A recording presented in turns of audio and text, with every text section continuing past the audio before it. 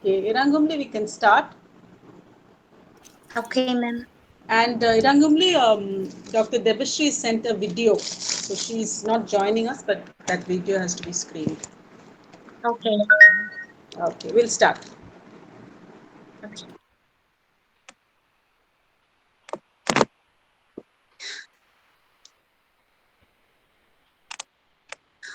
Okay, we shall start our event. Before that, I have a quotation for us, and let me share that knowledge are all around, but it needs a powerful desire to bring forth to light. Good evening, ladies and gentlemen. I, Irangomne Hemang, PhD research scholar of Queen Mary's College, will be a compare for today's event, and I warmly welcome each and every one of you to this auspicious day to inaugurate the fortnightly symposiums of In Tandem Research Club of for the academic year 2023 to 24 with the theme Interdisciplinary Literary Studies. Before we move on to the program, let me highlight today's schedule. That will be first we have the prayer song which will be played by Nancy, PhD scholar, Queen Mary's College. Then we have the welcome address by Dr. Maria Preethi Srinivasan, Associate Professor, Head of the Department, English, Queen Mary's College. Then we have presidential address by the principal, Dr. B. Uma Maheshwari, our honorable principal, Queen Mary's College. Then we have screening for the purpose schedule for this 2023 to 2024 in tandem. Then we have felicitations followed by inaugural lecture and lot of things. And lastly, we have national anthem. So to start off with our sessions, I would like to request Dr. Mara Preeti to give the welcome address. Ma'am, you can take your time.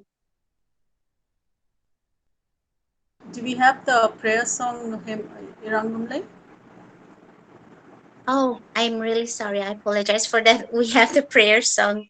Nancy, can you please take your time?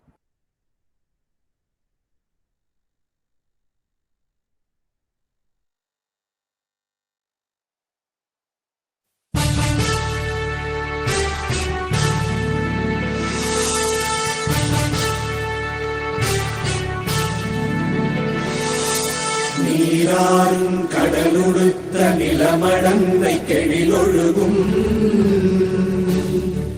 சீராறும் மதனமென திகழ்வரத கண்டமிதில் எக்கணமும் அதில் சிறந்த திராவிடனல் திருநாடும் தக்க சிறு பிறை முதலும் தரித்தனரும் திலகமுமே அத்திலக வாசனை போல் அனைத்துலகும் இன்பமுற எத்திசையும் புகழ் மணக்க இருந்த பெரும் தமிழனங்கே தமிழனங்கே உன் சீரிழமை திறம் வியந்து செயல் மறந்து வாழ்த்துதுமே வாழ்த்துதுமே வாழ்த்துதுமே.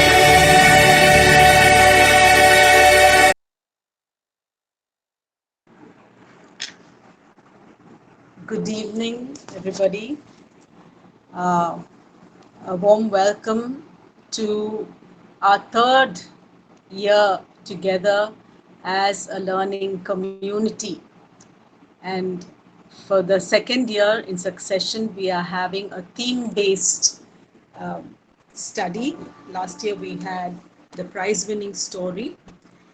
And this year, thanks to the contribution of great minds, our board members who came up with the idea of interdisciplinary literary studies.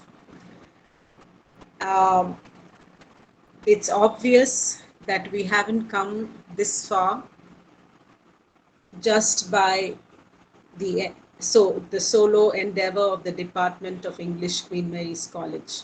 Queen Mary's College is fortunate to have friends and our patrons, Dr. Rufus and Dr. Sreelatha, have been pillars of strength in the literal sense. They have been holding this up ever since we started.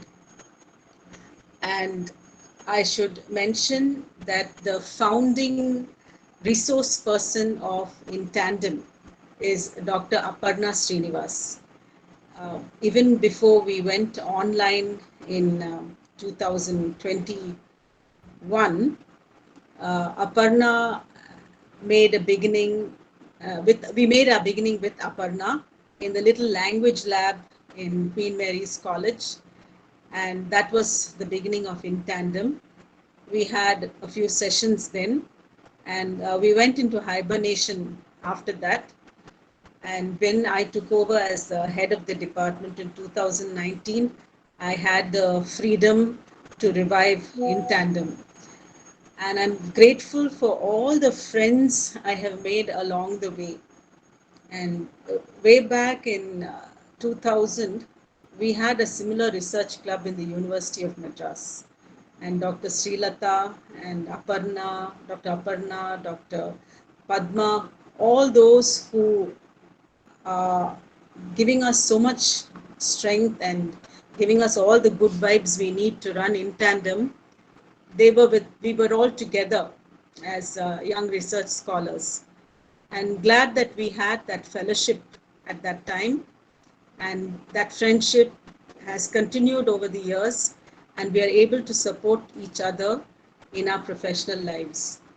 And being a professor in a government college, I'm one of the poor cousins maybe in the group, because I need their support more than they need my support. So thank you, dear board members of In Tandem, Dr. Rufus, Dr. Aparna, Dr. Padma, for the friendship that we have had for more than 2 decades. And along the way, I have been fortunate to get more friends, and that is one is Dr. Shreya. It's like the snowball effect, you know. It is our dear friend, our research club member, Dr. Geeta, a Fulbright scholar, who introduced me to Dr. Shreya, and that's how Dr. Shreya came into In Tandem. And like this, you know, I think even through one of the contacts that Joshua and I share, Mr. Joshua, an independent research scholar, is the youngest member of the board, and he has given us so much support. So it was through Ghana, Joshua's wife, we came to know Shreya. We came to know Debashree, Dr. Debashree. So, dear students, I hope you're getting the message that comes through all this. It's your friendships that you have at this stage when you're PG students and research scholars that will take you a long way in a lifetime of learning. So welcome to each and every one of the research scholars who are part of this In Tandem community, researchers community. And I look forward to a time when we can meet on site. I have been promising you an international postgraduate seminar, and I'm really dreaming of, in fact, all of us are dreaming of that day when you will be able to connect with scholars across India, across the globe, and we will have among you many scholars who are not only making it to good teaching positions, but who are also doing meaningful work in their lives. We have so many students who are really reaching out to people and going into areas of refugee studies, and who are into activism themselves, who are into action research as well. These are the things that make research not an ivory tower experience, but more grounded in reality. I'm extremely grateful that we are meeting on this day, which is the 14th of July, 2023, the 109th anniversary of Queen Mary's College. We have been able to successfully have our inaugural session on the 14th of July for the past 3 years. And I request each of you to remember Queen Mary's College in your thoughts and prayers, and wish us all the best on this day. And we are so happy that all our board members are present today, and we are here because of you. Welcome to each and every one of you.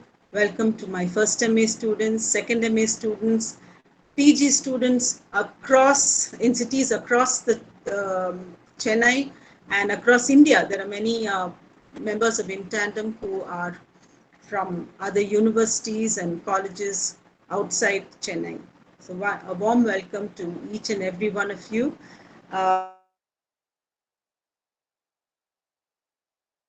English Queen Mary's College. Thank you for regularly attending the in tandem sessions and carrying on these discussions with your students in the class. Thank you, Dr. Urmila, Dr. Angeline Fernando, um, Dr. Vinita Francis. You are the people who are regular here, and also Dr. Balambigai, Dr. Vasugi, and others who are senior members of faculty in Queen Mary's College. So thank you for giving me this opportunity to connect with all of you. Thank you. Thank you very much, ma'am, for your wonderful welcome address to everyone here present. Now, I would like to give time to Nancy for screening purpose of the schedule for intending for this year.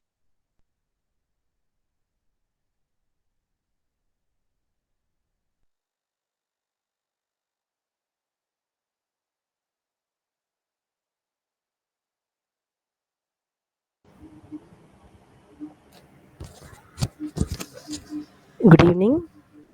Good evening, all. I deem it an honor to present the in tandem schedule for the academic year 2023-24. The theme for this academic year is Interdisciplinary Literary Studies. The schedule for the upcoming fortnightly symposium is displayed on the screen. Literature is multidimensional, but there is a slight gap between haves and have nots. Through interdisciplinary, we can widen our vision without any limits by combining literature with science, arts, media, sports, and so on. This schedule will be shared in our in tandem group. I request the participant to present papers. If you are interested in presenting papers in any other interdisciplinary theme apart from the mentioned list, kindly feel free to approach our HOD, head of the department, and ma'am will do the needful. Thank you.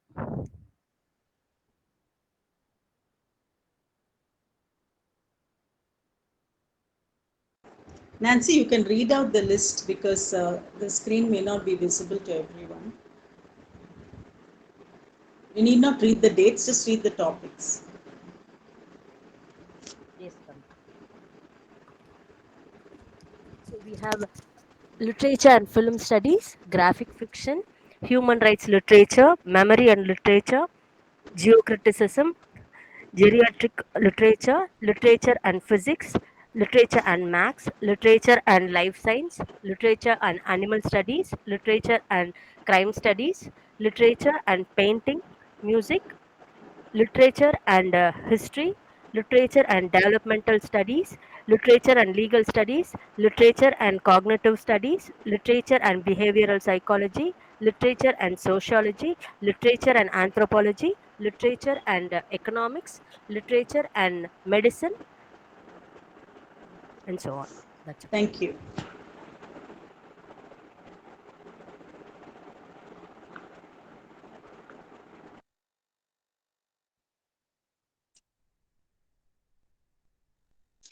Thank you very much, Nancy, for sharing us the schedule for this year.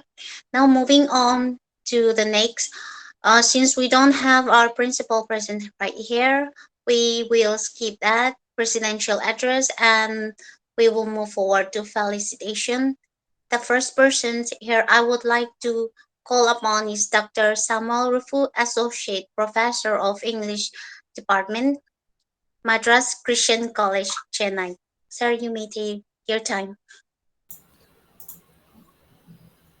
Thank you. It's indeed a great pleasure. I'll be very brief.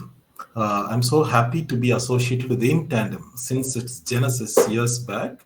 And interdisciplinary literary studies that Queen Mary's College has envisaged for this academic year is a very noteworthy topic because they were the pioneers in this field, I guess. 2020, in the month of July, first week, when they came out boldly with a topic on existentialism and making coffee out of phenomenology. So a bold and a daring move, which not even many colleges, including, I should admit, even Madras Christian College, did not even think of the possibilities of going beyond pure literature. And today happens to be the birthday of F.R. Lewis, who gave us the great tradition in 1948, where he said there are great novelists who give us possibilities for life. He had a great tradition where he said we have possibilities for life in the great novelists. But today, interdisciplinary studies has made us believe that the possibilities, immense possibilities for life, are not necessarily ingrained in the great tradition, but even beyond. Gayatri Spivak calls the humanities, we all know, when in the West they were closing down humanities programs, she was one person who vociferously came out with a bold, starking truth that humanities is critical health care for the soul. I repeat, critical health care for the soul. And she says the future of literature lies in its comparativist stance, or in comparative literature, going beyond the realms of the domains of one great tradition. So, remembering, of course, Lewis would be turning in his grave when I say this now, but I feel this is the era when we step across. Arjuna Appadurai, 2006, if I'm right, he wrote that wonderful essay called Right to Research. In this essay, he says, every one of us has the right to research. An LKG student, when she asks her Amma, what is this? She's researching, he says. So every one of us is privileged to do research. Similarly, every one of us, we are interdisciplinary thinkers. The moment we associate an apple with something connected with an archetype, we are doing interdisciplinary thinking. We always say that girls are closer to their fathers. We are doing interdisciplinary thinking. So in every thought that we do, we are interdisciplinary in our appeal. So I'm so happy that this beautiful topic has been made the theme for this academic year, and I wish in tandem. Last year, throughout the year, I was part of a whole lot of sessions, and I could see most of them who presented are doing very well this year. I was, sharing about in tandem in my academic class just this morning. I was telling them how four regular paper presenters last year, including Senyavale or Malaranjani or Ganesh, they all have cleared their net in their very first attempt now. So on that, it's so in tandem is a kind of a lucky basket also for budding scholars in that arena, and even for deliberations and discussions that you've been having, regularly.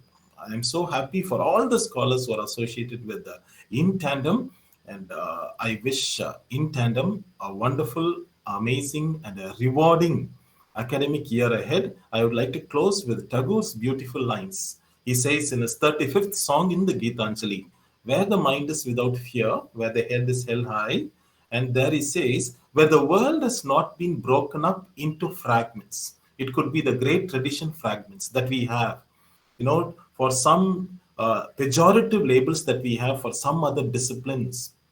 He says, but the world has not been broken up into fragments by narrow domestic walls. Throwing away these narrow domestic walls makes us think inclusively and celebrate inclusivity, going beyond the realms of the great tradition and celebrating interdisciplinary thinking, which is heteroglossic, what Bakhtin would call the real carnivalesque. Best wishes in tandem and everyone associated with this wonderful, vibrant, rewarding symposium. Thank you. Thank you very much, sir, for your wonderful words. Now, I would like to give time to Dr. R. Sreelatha, Associate Professor and Head Retired Department of English, Chellammal College of Women, Chennai. Ma'am, you can take your time. Yes, congratulations to the principal, the head of the Department of English, Dr. Maria, the faculty of the department, the students who are enthusiastically engaging themselves with research. And in from a government college, coming from a government college, started they have set a trend. They have set trends in many things today, and we are very happy that on their I mean, on their one of the it's the 109th birthday. They have started yet another edition of this in Tandem Club. So you're gearing up for another year of active research through this in Tandem Club, and having researched on various topics relating to life and literature during the year 21, 22. During 22, 23, this club engaged with various prize winning stories and their related literary disciplines. This year, embarking on yet another liberating journey with interdisciplinary studies and research. The students are expected to become familiar with various other disciplines that can be tagged on to literature as well. It is not as if interdisciplinarity it but it is not as if this interdisciplinarity was is not familiar. I mean, we are not familiar with this interdisciplinarity, or it has not been handled by writers before. But the present day, with its information explosion, and with all kinds of knowledge at our fingertips, when we've learned that everything is connected to everything else, this academic discipline of literature gathers richness, diversity, it becomes multifaceted and flexible.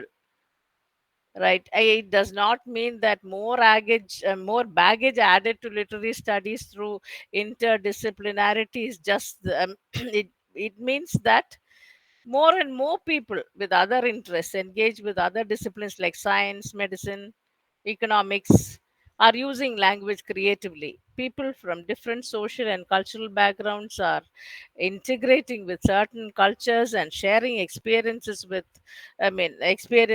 maybe offering solutions, rational or intellectual or otherwise, to global problems through this kind of, and maybe so that so that environmental or social justice can be served. Now, through the 20 sessions that are planned, I am as eager to participate with you and listen to the paper presenters and researchers and the subject experts. I also thank Dr. Rufus, Dr. Debashree, Dr. Shreya, Dr. Padma, Dr. Aparna, Dr. Geeta, all other professors from various colleges and universities who have been a part of this, and who've been regularly attending and encouraging the researchers. So eagerly waiting for the next year of next literary journey with where knowledge packed maybe, and with enough room for thinking, offering enough room for thinking and activism. So now waiting to listen to today's inaugural lecture by Dr. Padma. Congratulations once again to all of you. Thank you. Thank you, ma'am, for your encouraging words. Now, I want to give time to Dr. Aparna Srinivas, Director, Emerald of Learning, Chennai. Ma'am, you can take your time.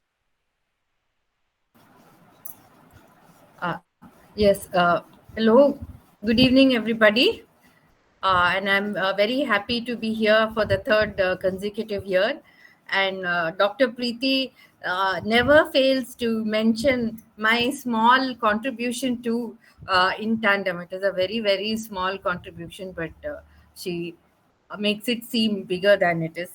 Very excited to be part of In Tandem, and kudos to the entire team. Uh, Dr. Preethi, Rufus, Dr. Sreelatha, Vinita, Nancy, and I know I'm missing a few names, but everybody, because I know as full-time faculty, uh, to organize something like this throughout the academic year, once in 2 weeks, it's really an achievement on the part of the entire team. So congratulations to all of you, and keep it going. And I'm only a little sad that I can't participate more than I do participate, but not as much as I would like to. And I hope I'm able to participate more this year. And to go on, just a few minutes about to this year's theme, which is multidisciplinary approach to literary studies. To yeah, our approaches to study to subjects, they all go through certain cycles. And a few decades ago, we were in the cycle of kind of a kind of a super speciality or specialization. And so we would have people trying to do an existential analysis, or like a structural analysis, or a feminist approach to certain texts. And now we have come to a point in time where, like Dr. Rufus mentioned that poem about breaking down barriers and all, we've come to a place where we want to expand our wings, expand our horizon, and try to see beyond these artificial divisions, shall I say. And what best way to do it other than the humanities, or through language, let us say, because language is the one thing that is common to all disciplines, whatever it may be, whether it is yes, mathematical equations are expressed in they have their symbols, right? But what is a symbol? It is just a sign, signifier, whatever. So really the base for sharing any type of experience, whether it is science or maths or literature or sociology, is really through language. So language has that elasticity to encompass within itself several types of experience. And also, one of the things about language and the use of language is this ability to kind of transcend time, because we have to think about our dreams through language.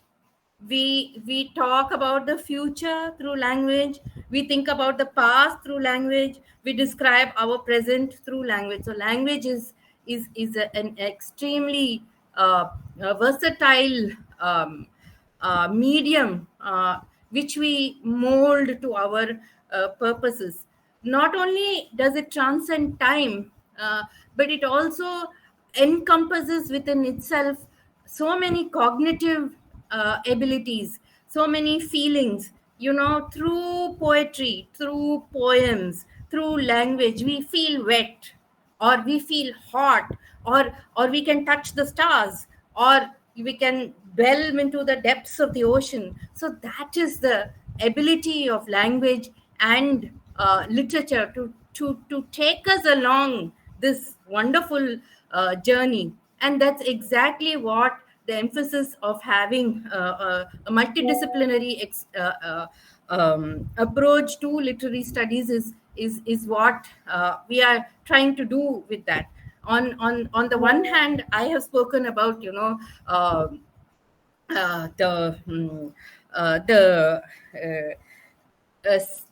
sensual sort of stimuli of feeling wet, or existential uh, uh, status of of being bored. But then through language we also examine society, and through that we come through to social norms.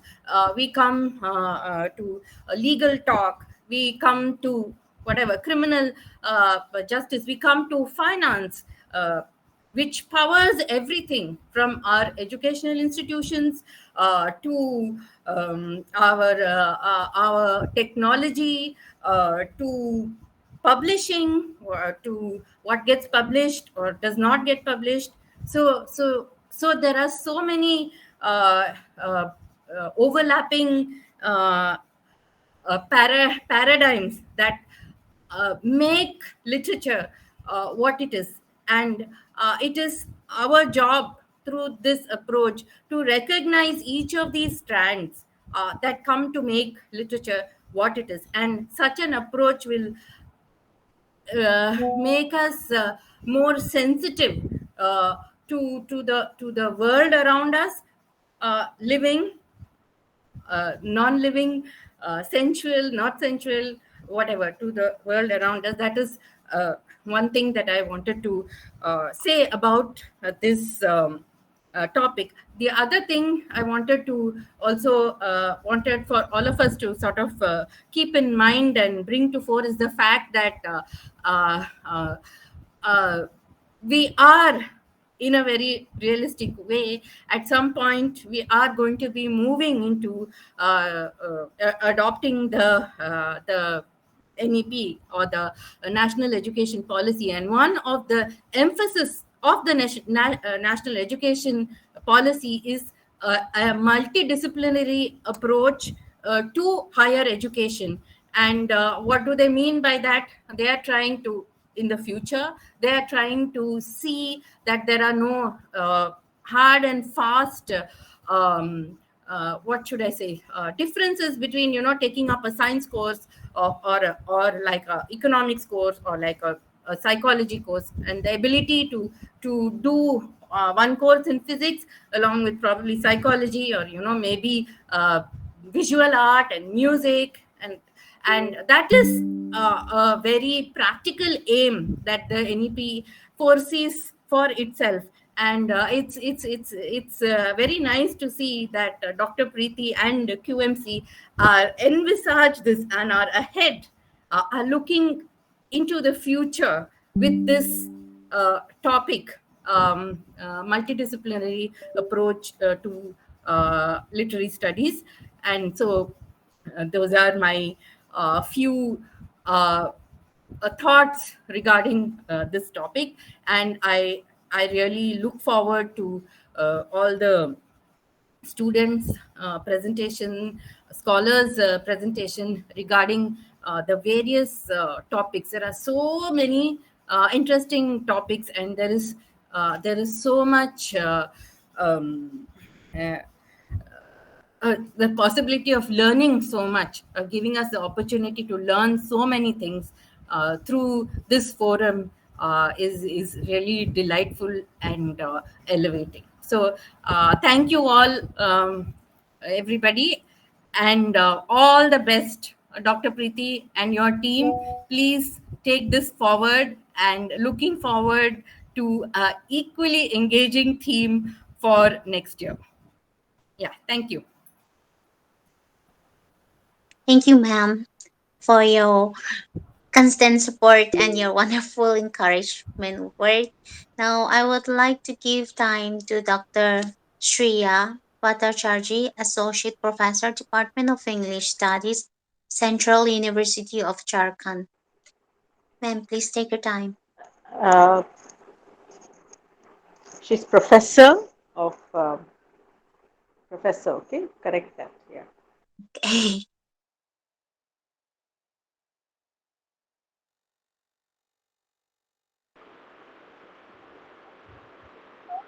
Good evening, everyone. Am I audible?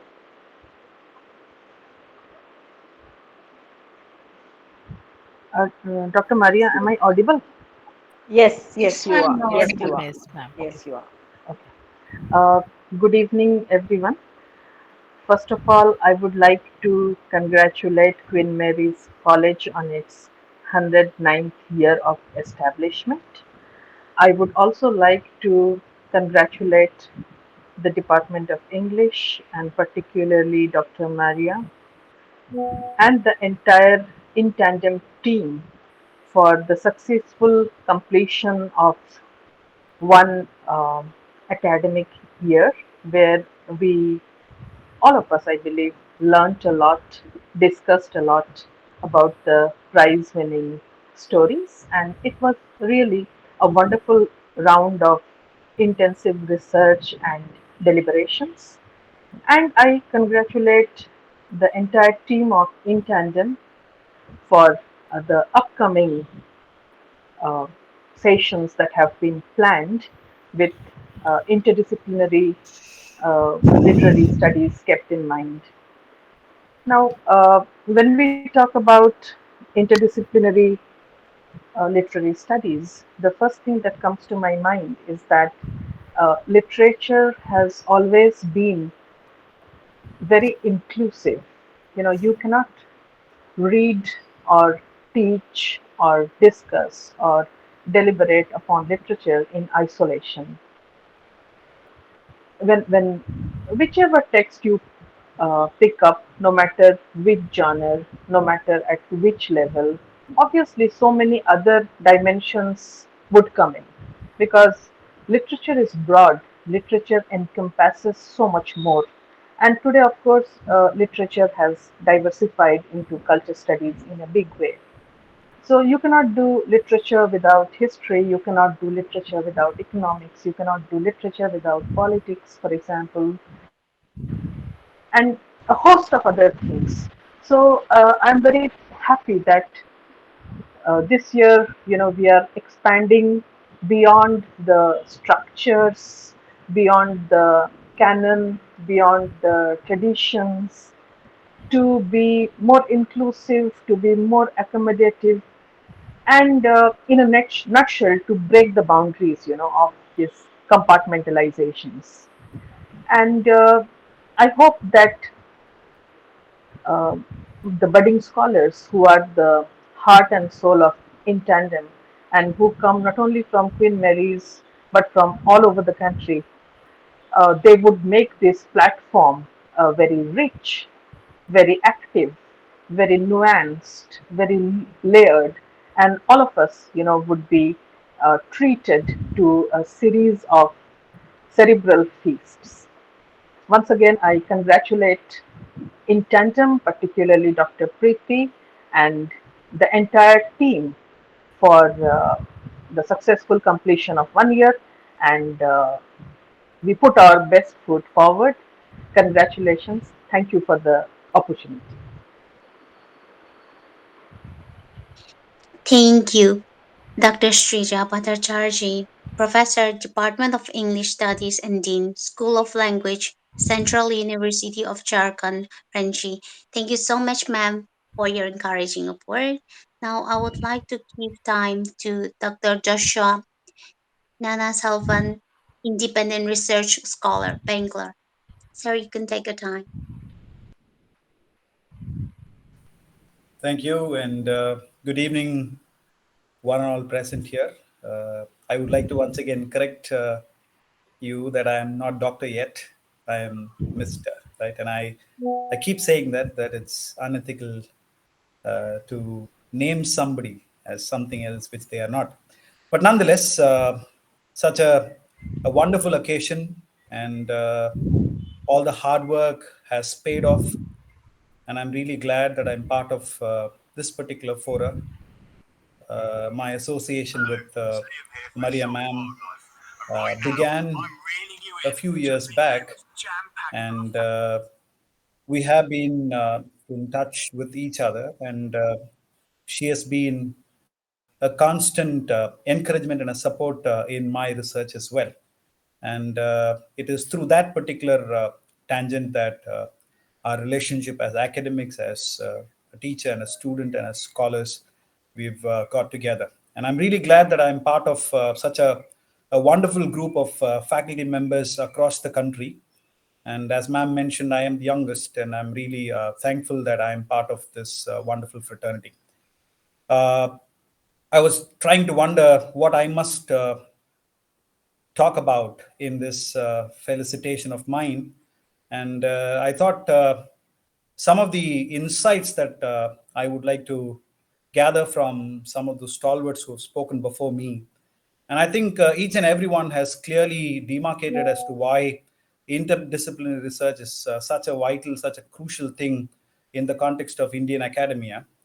And way back in 2000s, when I was a student of literature myself, all that we studied was literature and literature and literature and nothing other than literature. Maybe, as some of us would understand, the idea of canon. There was Shakespeare, there was certain Elizabethan writers, there was British literature, there was American literature, and there was also something called as Indian writing in English, and that's about it. And I believe students who enrolled themselves for bachelor's and master's in English course, probably starting from 2010 and thereafter, they are much more gifted and blessed because they seem to have a lot more in their plate. And from my own personal research engagement, that I understood that in the year 2000 and thereafter, a group of dynamic faculty members from various established universities in the country, they decided that it's time that we move forward from the canonical literature, from the existing British, American, Indian literature, and what I may call the Commonwealth literature. And culture studies in India started at that point in time, if I'm not wrong, way back in 2006 and 7, in the University of Hyderabad and in English and Foreign Languages University. It was CFL back then. And today we have literature that is very interdisciplinary in nature. And why do I say that? Being a research scholar in one of the central universities in the country, I understand the various research scholars that enroll themselves for their research studies. I have seen students enroll literature and food, literature and culinary narratives, literature and criminal studies, and a host of other research engagements that they have enrolled themselves for. And we have so many other platforms to provide fellowships and scholarships that promote all these studies oriented towards culture, towards language, towards other domains and literature. And as some of these stalwarts who spoke before me have clearly specified that English holds as a fulcrum, and I'm definitely sure that we stand more notches or probably better than the other people in imparting literature through several other disciplines, several other domains. And literature is an ocean, and there is no doubt about it. And even in this year's In Tandem schedule, we see that there are about various topics that are covered, except for a couple that, at least in my limited knowledge, I believe there are no topics on literature and food studies, literature and culinary narratives. And so there are so many such opportunities. And I'm sure the research scholars, the students of Queen Mary's College and probably across the country as well, both doing masters and bachelors in English, I'm sure they will definitely benefit from this. There's a whole lot of deliberation that can take place, whole lot of knowledge churning that would take place, and everybody who is going to be part of this, I'm sure this is going to be a roller coaster ride. I thank the Department of English, Queen Mary's College, particularly Dr. Maria Preethi Srinivasan, the head of the department, for giving us this opportunity to be a part of this In Tandem research club. And at the same time, I wish everyone all the best for the forthcoming academic endeavors for the entire year. Thank you very much. All the best. Thank you, Mr. Joshua, for your encouraging words and encouraging us with your experience in your research as well. Now, I would like to give time to Nancy for screening. Dr. Debashree Dattaray, Associate Professor, Comparative Literature and Deputy Coordinator, Central of Chandigarh Canadian Studies, Jadavpur University, Kolkata.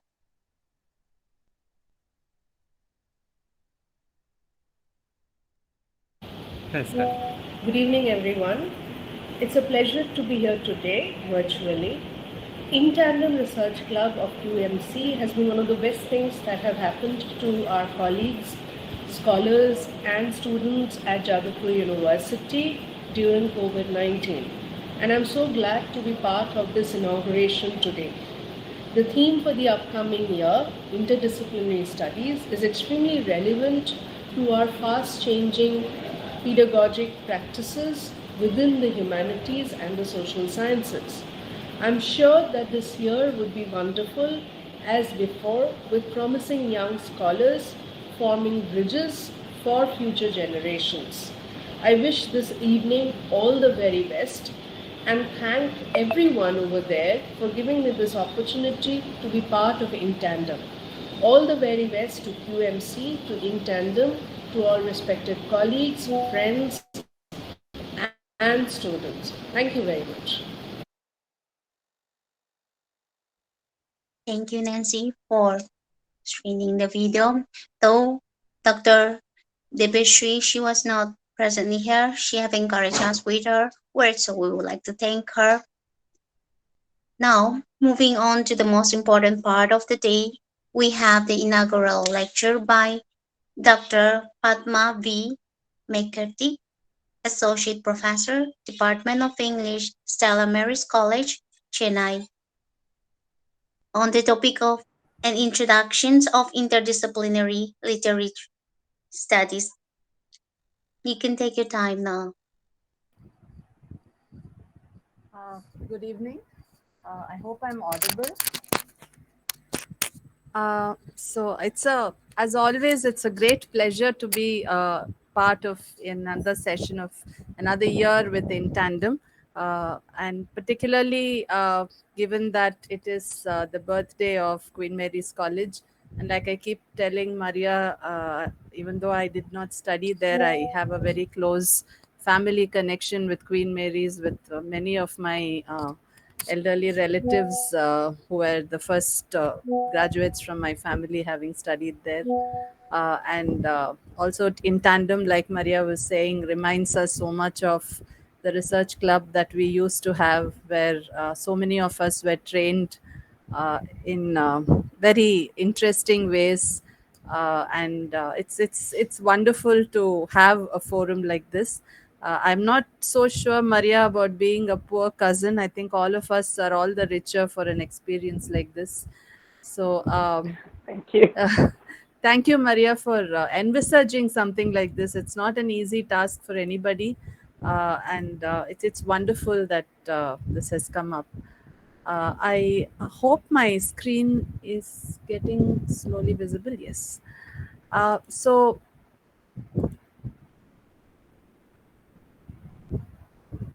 I think, yeah. So what I thought I'll do is this is very brief, and a lot of what I had kind of wanted to share have already been said in many ways earlier. So some of this might be a repetition. I'll try to be brief wherever it is repetitive, but do bear with me. So this is a quote that you will find in a lot of books on interdisciplinarity itself. The writer Roberta Frank is a professor of the Department of English and Center for Medieval Studies at the University of Toronto. And one of the, if you take a minute to look at the quote, it kind of brings out some of the reasons why interdisciplinarity can be a very exciting field, because one of the things that interdisciplinarity does is that it allows to move out of somewhat rigid constraints of a discipline. It allows us to, there might be times when our gut instinct tells us that two things are connected, and somehow perhaps the methods and the concepts from just our own discipline may not exactly help us understand those connections or flesh out those connections or tease out those connections. So in some way interdisciplinarity allows us to do that. And this is something that most thinkers and writers on interdisciplinarity have looked at. So based on that also, this I thought would be a very brief roadmap. I will not be very long. I thought we could start by looking very briefly at what we mean when we say a discipline, and the three terms that are used a lot these days: multidisciplinarity, interdisciplinarity, and transdisciplinarity. And then look particularly at what exactly we mean by interdisciplinary literary studies, and some of the forms that it can take, some of the methods that we can use. So uh, what then is a discipline? Most of us are, of course, aware that we use the word discipline in two broad ways. One, of course, to punish or to follow rules. So we technically discipline others, and we, of course, have the famous discipline and punish study. But the root of the word, the noun form of the word, comes from the Latin disciplinare, meaning to study. And it in some ways it actually puts the two together. So we are looking at a subject which studies a specific, an area which studies a specific subject and studies it in a particular way. So for example, if we take botany, the subject of study is the plant world, and the methods of study may include observation, experimentation, or qualitative methods, most of which we like to think are more or less objective. I'm trying to be as imprecise as possible over here, because we recognize that pure objectivity and pure subjectivity may neither be possible nor exactly something that may not subject positions we may want to occupy. Psychology, for example, also studies the human mind, perhaps, and the methods again could be observation, analysis, or different kinds of quantitative methods. And psychology also aims to some kind of objectivity. Now, when we take literary studies, for example, literary studies, our area, our subject of study for a long time was considered to be only creative narratives produced by human beings, the canon. So we studied Shakespeare, we studied Blake, we studied most of those famous canonical writers. But now, of course, we recognize that everything can be a text. So from the time we have moved into culture studies, our subject of study itself has kind of expanded. We no longer only look at creative narratives, and the list of subjects that were a list of topics that was put up at the beginning of this session is testimony to that. We're going to look at literature and paintings, literature and music, literature, graphic novels. Uh, but when we come to methods, there is a little bit of a problem, because we realize that many of us look at appreciation as one of the objectives of literature. But can appreciation be actually called a method? Can an immediate response be called a method? Or can critical analysis be a method? Or should we rather say that a structuralist analysis is a kind of critical analysis that we are doing? So what exactly do we mean by a method in literature or in literary studies, and how objective or subjective can we tend towards being? Now, this rather nebulous area of method in literary studies actually historically was also one of the reasons why there was a lot of resistance to actually offering English literature as a subject, even in England, in Oxford and Cambridge. Arthur Quiller Couch was the first professor of English literature in Cambridge, and the reasons that people gave for not including English literature was, I don't want to have a degree in something that I enjoy doing when I travel by train. That's reading a novel.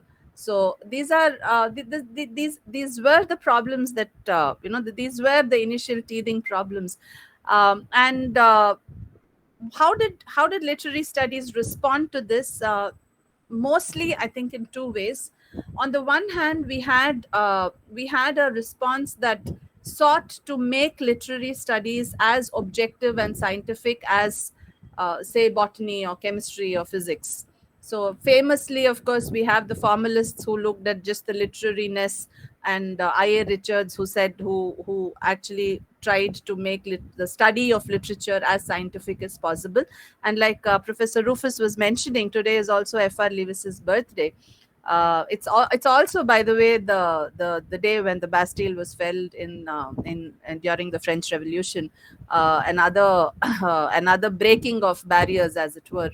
But F.R. Lewis also, though he is usually considered part of the new criticism group of literary scholars, and new critics were people whom we associate with this close reading of the text. So it was just the text as an autotelic entity. But F.R. Lewis also ran a journal called Scrutiny, which today many people recognize as one of the earliest multidisciplinary journals, because it not only included analyses of literary texts, it also included some reviews of paintings, of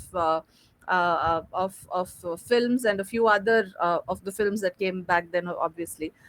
So it was multidisciplinary in more ways than one, which brings me to an important point that we often we recognize, but I'm just reinforcing it.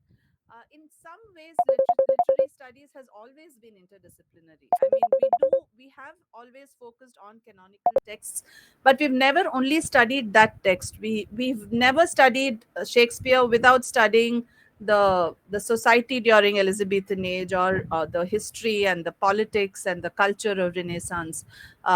We could never have, for example, studied Hamlet without studying some basics of Freudian psychoanalysis, and we definitely could not have studied Sons and Lovers without understanding some concepts of the of Freudian psychoanalysis. So, in some ways, literary studies has always been multidisciplinary, has always been interdisciplinary. But I think what is happening now is that the interdisciplinarity is becoming a lot more codified and a lot more conscious, which is probably making it possible for us to carry that interdisciplinarity a little further into the realm, perhaps, of epistemology, to look at how knowledge can be produced. So I thought it might help us very briefly to look at these three terms. We speak of multidisciplinarity, we speak of interdisciplinarity and transdisciplinarity. Except for interdisciplinarity, there really isn't a hard definition for the others, but this is roughly the definitions that we do have.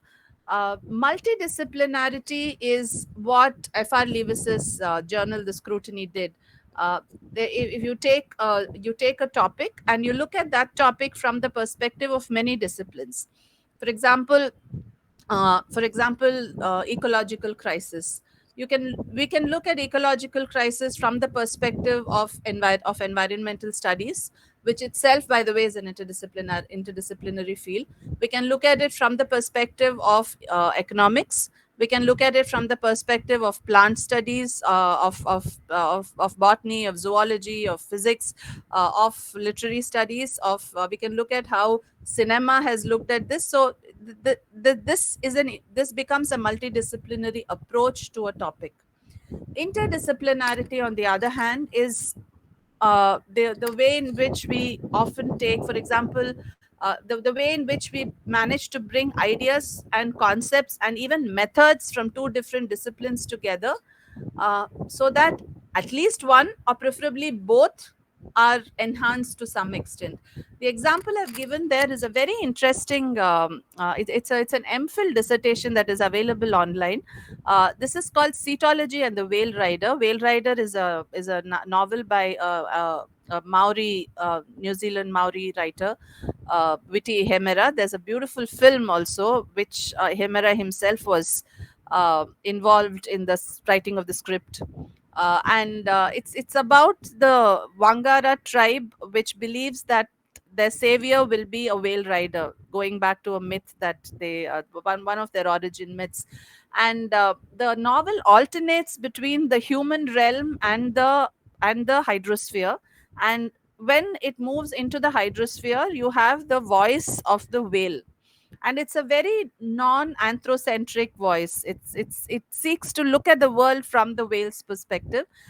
And this analysis actually looks at how studies of the whale cetology have influenced not just the theme, but also influenced the way in which the themes are structured, the way in which language is used. And something as simple as the fact that the Maori community is worried about losing its language is also linked to the fact that when two herds of whales meet, their music changes. So the pitches that each herd uses, they change. So technically their language is also changing. So the way in which these are brought together in the novel is something that the text the essay analyze the MPhil dissertation analyzes. So that is very typical of interdisciplinary studies. Another one, of course, could be to look at, say, for example, to look at a poem by, say, Denise Levertov. She's one of my favorite American poets. She's got a lot of poems which we like to call plant poems, where she actually brings in ideas of plants communicating with each other. And when we study those poems, our general traditional approach would be probably to look at this as personification. But if we look at it from the point of view of an upcoming field like plant neurobiology, we recognize, which Denis Levertov was actually rather interested in, we recognize that many of the things that she is doing are actually, you know, sorry about the pun, in tandem with the uh, the findings of plant neurobiology. Incidentally, plant neurobiology goes back to Jagdish Chandra Bose, one of the earliest Indian botanists. We know him more as a physicist, but he was also a botanist. Transdisciplinarity, of course, is an approach where you use the knowledge of one discipline in order to on another discipline. So for example, Marxism is a classic example. Marx was a historian, and we often forget that. We look at him mostly as only an economic theorist, but he was also a historian. And Marxism has been, the basic concepts of Marxism have been used across disciplines. So feminism, for example, has benefited a lot from Marxism, as has maybe queer studies or any other kind of literary studies. Similarly, I think we also forget that structuralism has its base in linguistics. Although we do start by talking about signifier and signified, we sometimes don't remember the fact that Saussure was a linguist. And a lot of theories of structuralism come from a basic linguistic analysis. So this is more or less what transdisciplinarity refers to. So when we look at interdisciplinary literary studies, like I said, this is what I just mentioned before. We've always been interdisciplinary. It's just that we're becoming probably more conscious of the ideas, more conscious of doing it. Another thing that has happened because of this consciousness of interdisciplinarity coming in literary studies is that a lot of collaborative work has happened between academics from literature and academics from other disciplines. I'll mention one or two. For example, all of us are very familiar, of course, with Freud's footnote on Hamlet in Hamlet's Oedipus complex, and Ernest Jones's fleshing out of that idea. We should also remember, I'm sure we know it, but sometimes it tends to slip our minds, that both Ernest Jones and Freud, as well as Lacan for that matter, were all practicing clinical psychiatrists, not just psychologists and psychoanalysts. They were practicing clinical psychiatrists, and they brought in their experience of the clinic into their reading of literary texts. Another one which I will mention in a little bit, I'll leave that for a minute. I'll mention that in a little bit. Uh, okay, it's come over here. So the essay I've mentioned there, Beauty Bear, the sonnet form, geometry, and aesthetics. This is an essay that was published in a journal called Journal of Literature and Science. It's a very very interesting journal which has theme based issues alternating with general issues. And this was, like I said, written by two people. One is an English academic, the other is a mathematician. What this essay does is it looks at the sonnet form and the Fibonacci sequence, and looks at the three numbers that the sonnet form actually uses, the 3 4 and 2 3 and 4, that is the couplet, the tercet, and the quatrain, as representing the golden triad, which form the basis of the Fibonacci sequence. Now, it may seem like at this point, it seems probably like a stretch. But what the writers also point out too is that when the sonnet form was actually kind of growing, it was in its initial stages in Italy. That was the time when mathematical treatises from the Arab world were being translated into Italian. And Fibonacci himself was a courtier in the same place, in the same court where you had the sonnet form actually, growing and developing. So it, actually speaking, is also some kind of a new historicist analysis. The sonnet that they take is the sonnet by Edna St. Vincent Millay. Euclid alone has looked on Beauty Bear, or seen Beauty Bear. So this is an analysis that actually takes up uh, concepts from mathematics and applies it to the reading of an entire genre. Now, there is one not a problem, but I would say something that we need to be cautious about when we enter into something like this. We are trained in literary analysis, and many of us are scared of maths or quantitative methods. Uh, how then can we be comfortable using concepts from one discipline into another? And I think this is at this point that our ethics as researchers comes in, because if we are going to put those two disciplines together, I think it is up to us to make sure that we have some kind of some level of proficiency in at least the aspect that we are using. So I can't talk about Fibonacci sequence unless I understand some basic at least the Fibonacci sequence well enough. Because the entire point of the rationale behind a study like this is that disciplinary boundaries are often artificially constructed by the academia. And I think these boundaries have been there perhaps right from the time when Matthew Arnold gave his famous Reed lecture on literature and science. And you have actually, the Reed lectures was the platform where a number of these debates took place. So, technically speaking, in real life, objects of study and methods actually flow into each other. So, this is something that interdisciplinary literary studies, or interdisciplinarity itself, uh, allows us to look at. Also, the other way in which we can work around this interdisciplinary literary studies, something that we may be more comfortable working with, how studies in one field have impacted the literary productions in that age. So for instance, there is a very interesting book called Thermopoetics, which looks at thermodynamics and the poetry of the Victorian age. uh, there are obviously a lot of studies that draw links between the determinism that is inherent in Newtonian physics and the models of realism and the heroic couplet form that were popular during the neoclassical period, just as the connection between the postmodern literary narrative forms of the zigzag narrative and so on have been connected to, say, quantum mechanics and chaos theory. Sometimes writers have deliberately made these connections. Offhand, Tom Stoppard's famous play Arcadia comes to mind. It's a play that on your face makes these connections. Sometimes the connections are things that we can read into, but it's still there.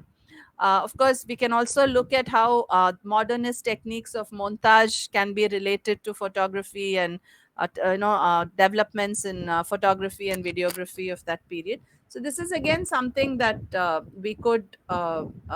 This is an area we could consider.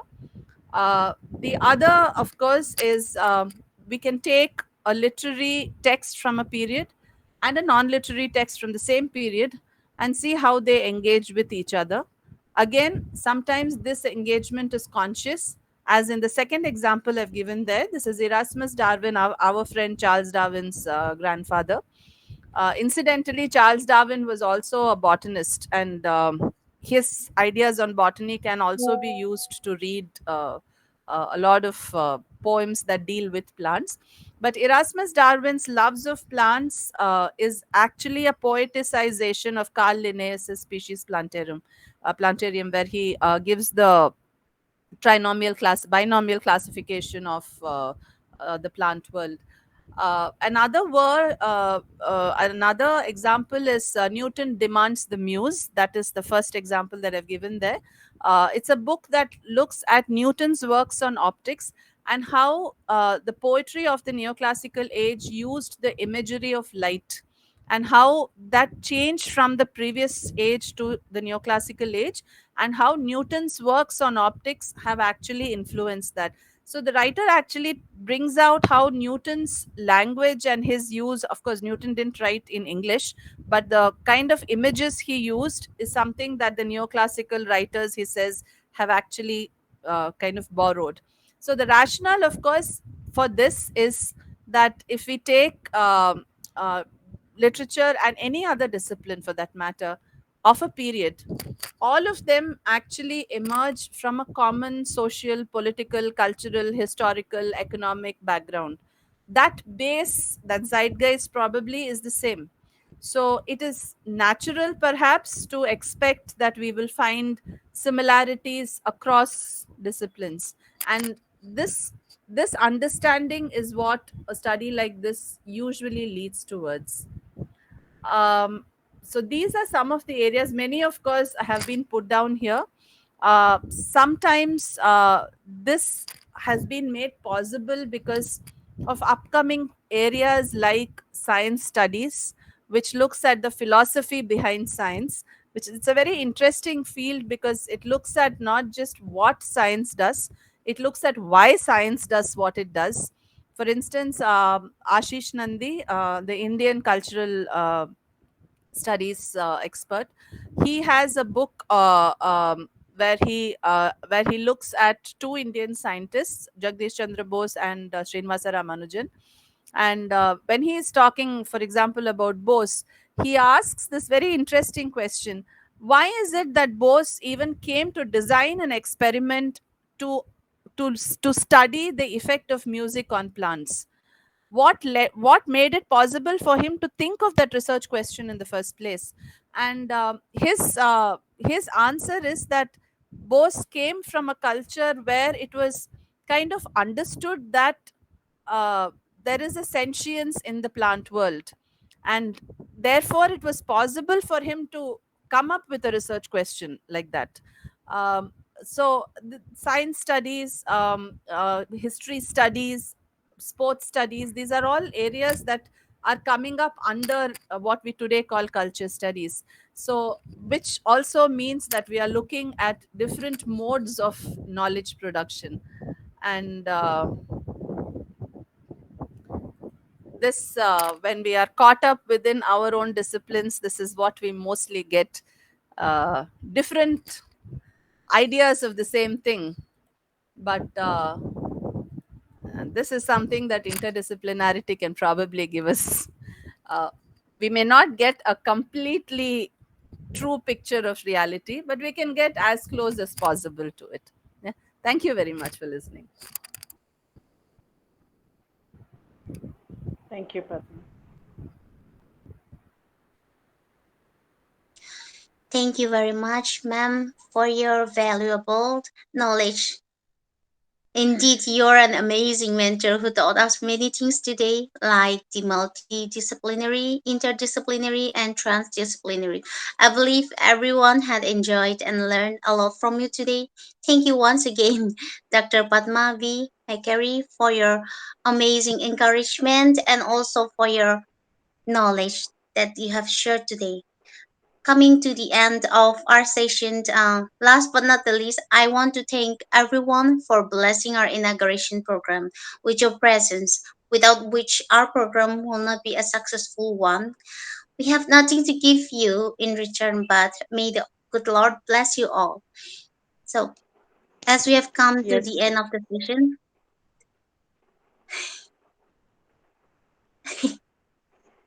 can Sorry you to want to say interrupt something? you. Yes, interrupt you. You can throw the floor open to, observations, appreciation for the speaker.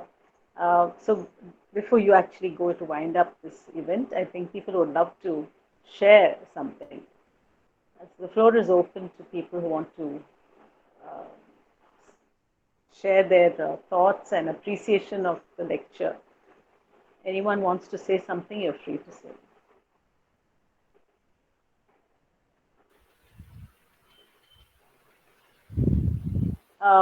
Padma, thank you so much. I learned a lot. I've made copious notes and I've kept a separate notebook for interdisciplinary studies for this year's theme.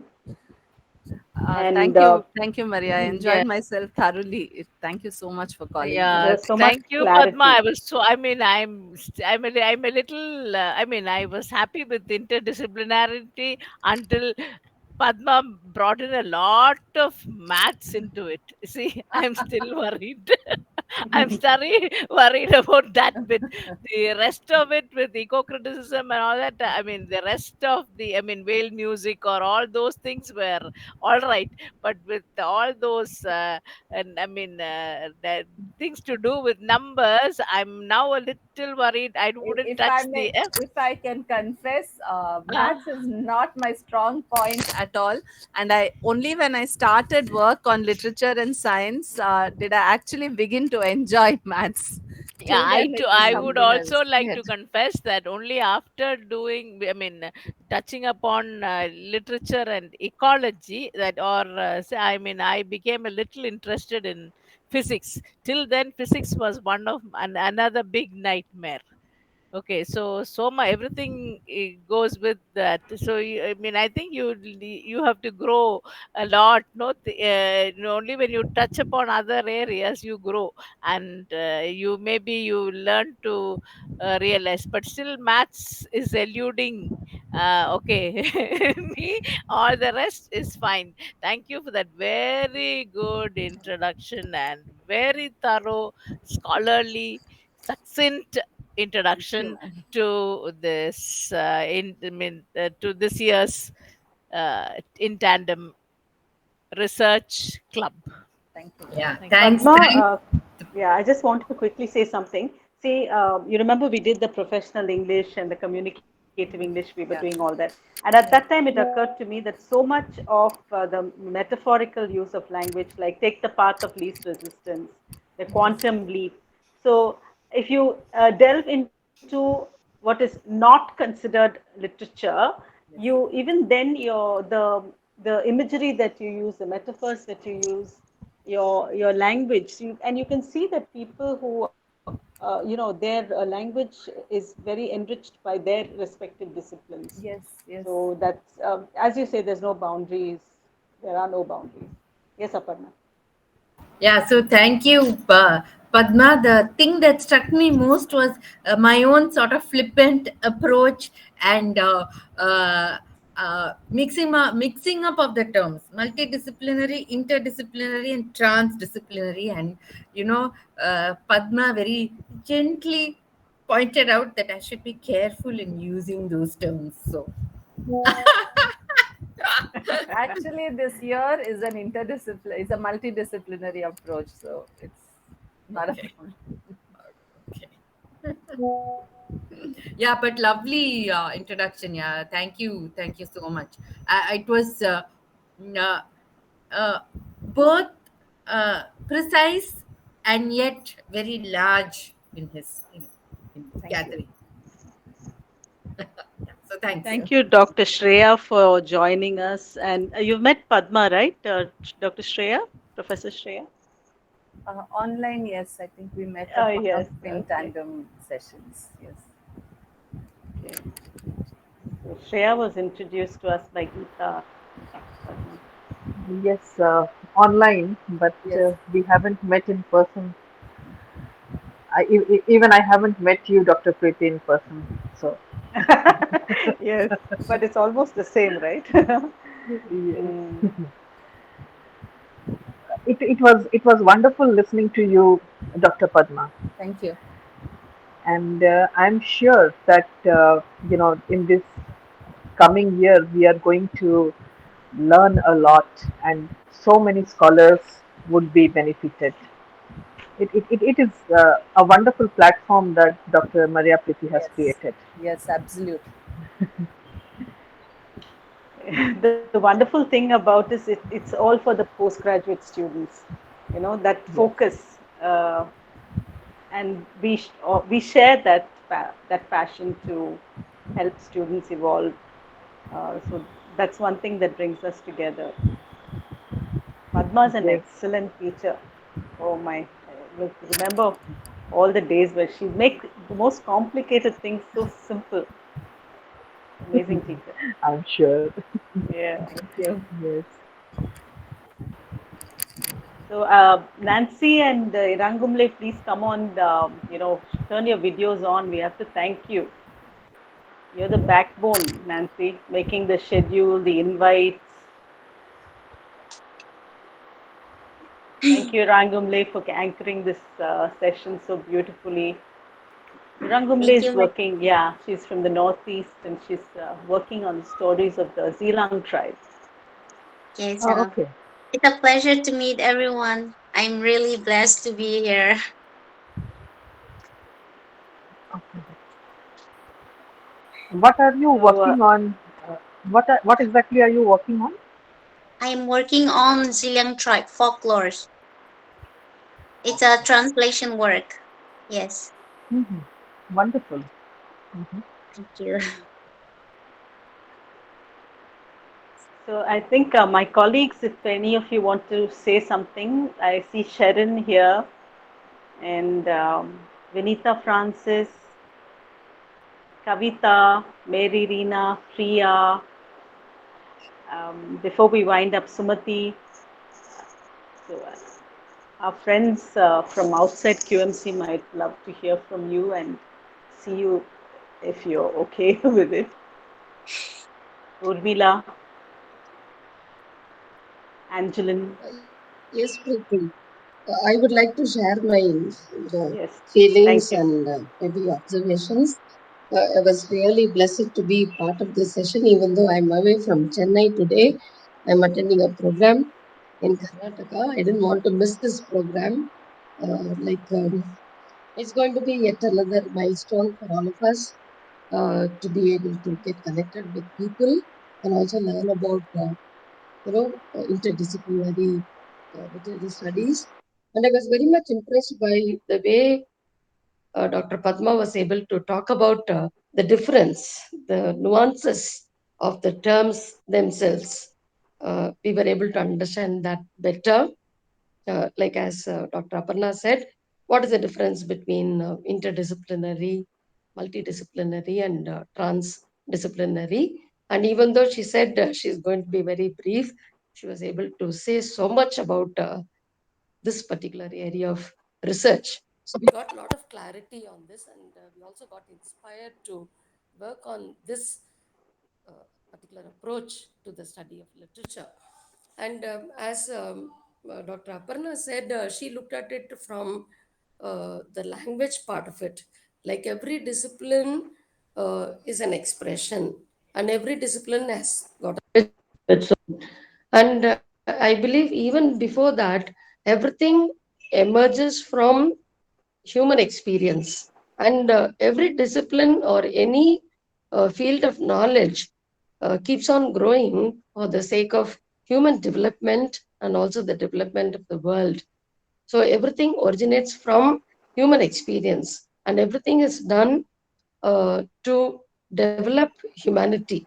I think so. That is why every discipline is connected to each other. So that relevance, I think we can also focus on, and we can understand the study better if at all we approach it this way. So this is just my small observation as I was just listening to people. So it was going to be a wonderful experience all through.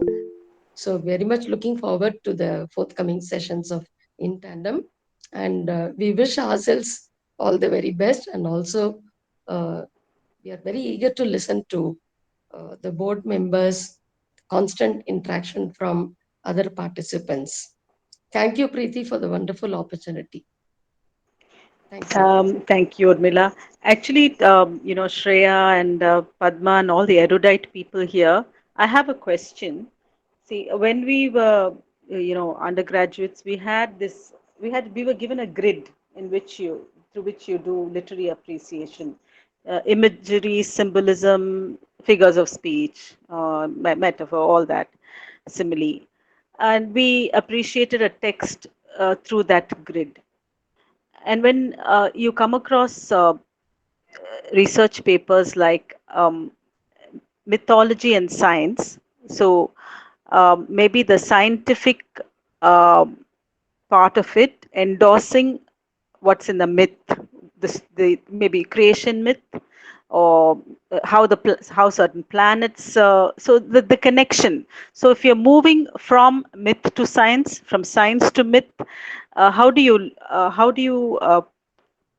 talk about it in the diction of research, that you would it be approach, you take the approach, you approach science through literature, or you approach literature through science?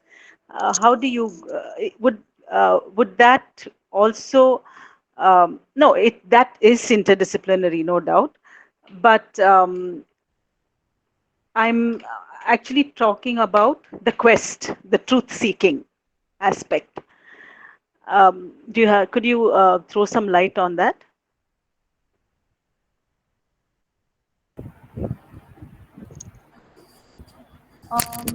I think if I'm getting what you're saying, you're talking about how we approach the what lies beyond the myth and the science in terms of truth. Is that what you're saying? Um, uh, the quest for knowledge. If not, let's not call it truth. When we have research is about the quest for knowledge, Yes.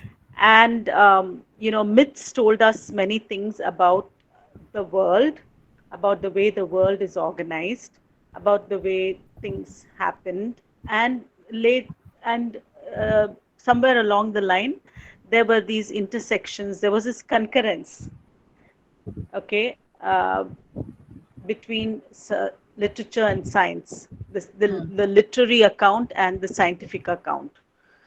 Okay, so they they correlated. There was that intersection, and I would say concurrence in that sense. So, what do you have to say about because we are talking about research, right? And we are talking about learning, our knowledge of the world expanding. Um, our knowledge of the world is changing these days, about sexuality, about the planet, about everything. Our knowledge of the world is changing, and it could be because of the interdisciplinary approach, right? Even I remember you that did that paper on development studies about the dams. So Yes. take that for instance. Uh, you were not doing a literary appreciation, right?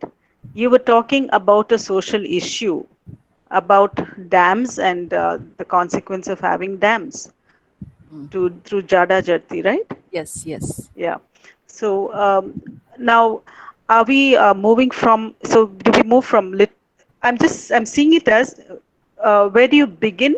You can, oh yeah, you can begin in literature and go to science. You can begin in science and come to literature.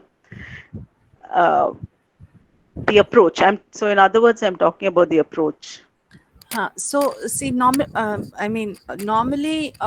even though we do talk of interdisciplinarity as breaking boundaries, we I think have to we do recognize it. I think we have to work with the fact that we are more trained in one discipline than the other. So we are trained in literary studies. So our focus somehow will remain in on literature. But what we do recognize also is that any literary text comes from a certain base, and how does that base connect literature to some other discipline, maybe of that era or from a different era. But at the same time, if we are going to approach, say, science from the point of view of literature, it would still be a study in cultural studies, but it would be more pertaining only to that scientific discipline. So for example, if if a scientist were to look, for example, at Milton's use of the light imagery in Paradise Lost alone, that would allow her or him to move back to their own discipline. So even though we are actually talking about interdisciplinarity and breaking boundaries, a certain level of situatedness of ourselves within our discipline remains, which is why shouldn't we consider the methodology also in determining whether yes, exactly, whether a study is interdisciplinary or multidisciplinary depends on methodology as well. So for example, if the sonnet example that I was talking about, it actually does to the sonnet what you would do to a sequence of numbers. So you are actually using a method from maths in order to study a sonnet. But in studying the sonnet that way, we cannot completely let off the fact that that it is that there is a certain kind of theme that the sonnet talks about. So what happens to the theme when we look at it in that context also? So we still do remain within, for example, when we study Arcadia, our focus remains theater. We are looking at how this idea of iteration, which is very central to chaos theory or to quantum mechanics or to fuzzy mathematics, how that the idea of iteration, how is that reinforced with the use of stage props, how the stage props themselves become iterative. So our focus still remains on literature that way. So in terms of research, uh, if we're looking at it in terms of our increasing knowledge of the world, which ultimately I guess I think all of us believe that all research should do change us as people for the better, and to make us more sensitive to the interconnections between the world. uh, from that perspective, I think we can kind of move completely out of one discipline and into the other in any way we like. But if we are looking at it as academic research, then I think we still need to situate it somehow within our discipline. So how does our discipline change?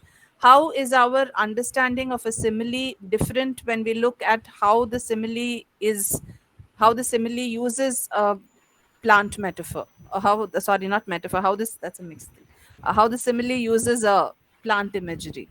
So something like that would be important, because if you're talking of research, we are also academically speaking looking at an output, and the output in terms of say publication or paper presentation is not all that easy, because there aren't too many interdisciplinary journals. They are mushrooming now, but if you're going to look at journals where academics professionals or researchers can publish, which will be accepted as Scopus or Web of Science, etc., because those are things that we need to look at. That there is a paucity, so we still need to remain, at least for that reason. And I think that that's why Kuhn was right. The paradigm shift works this way too. So I don't know if I Maybe we get a better perspective definitely. when we look at, I mean, only in terms of, only up to that point, we use the other discipline to get that, the other, maybe a better perspective or a Yeah. deeper perspective. So, and Yes. stay within the discipline itself, our own I just, discipline. yeah, I just got a thought from linguistics, an idea. See, we have this idea of universal grammar. So we all speak different languages, right? So all the different disciplines are different languages having their own grammar, but there is an underlying universal grammar. The deep So structure. the Yes. deep structure, yeah. I mean, that's what occurred to me. I think Mr. Joshua had raised his Yeah, hand. yeah. Yeah.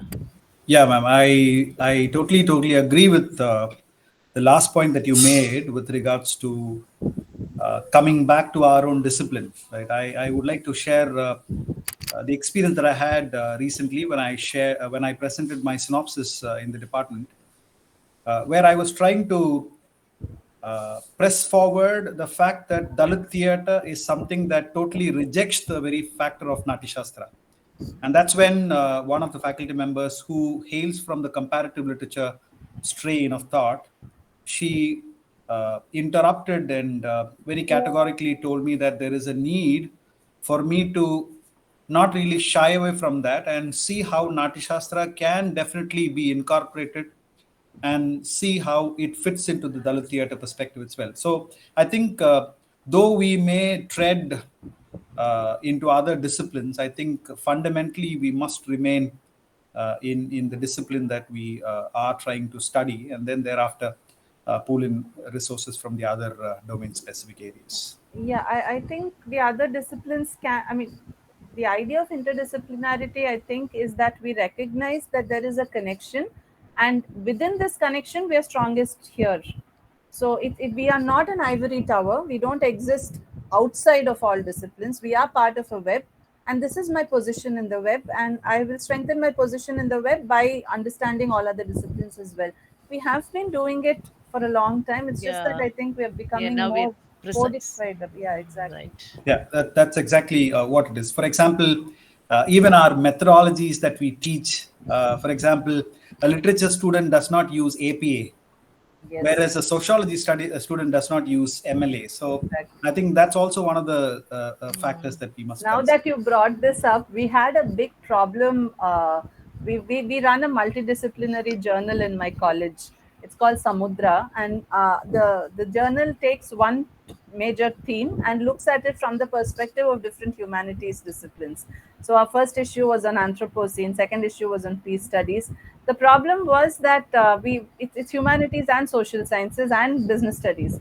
So when a business studies person or a social sciences person writes, they tend to use the APA, whereas we use the MLA. So this becomes a problem when we edit the articles. We actually had a major problem because they said that MLA just will not fit them. So yes, I agree. It is quite a problem.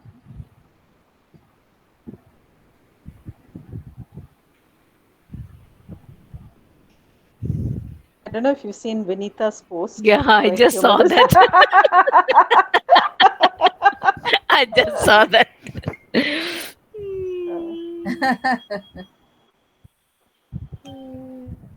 So I think we had a lovely time, and I think it's almost dinner time for everyone. So, shall we call it a day? Yes. Thank you so much. James, we are winding up now. Yes. James asked, when does this meet end? We are closing now. Irang Dumle? Yeah. Okay, once again, thank you everyone for your valuable time and making our meet a wonderful program today. Now, I would like to request Nancy to play the national anthems and wind up this program.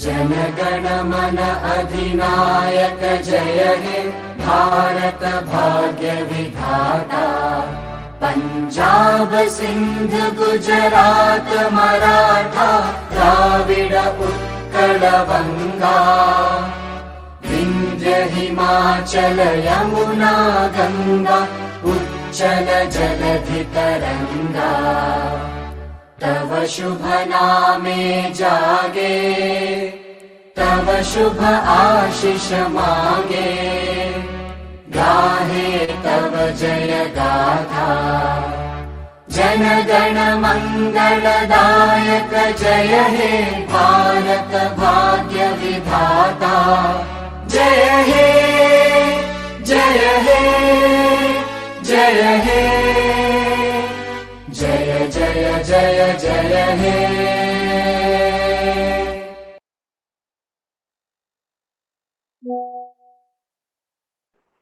Thank you. Bye bye. Good night.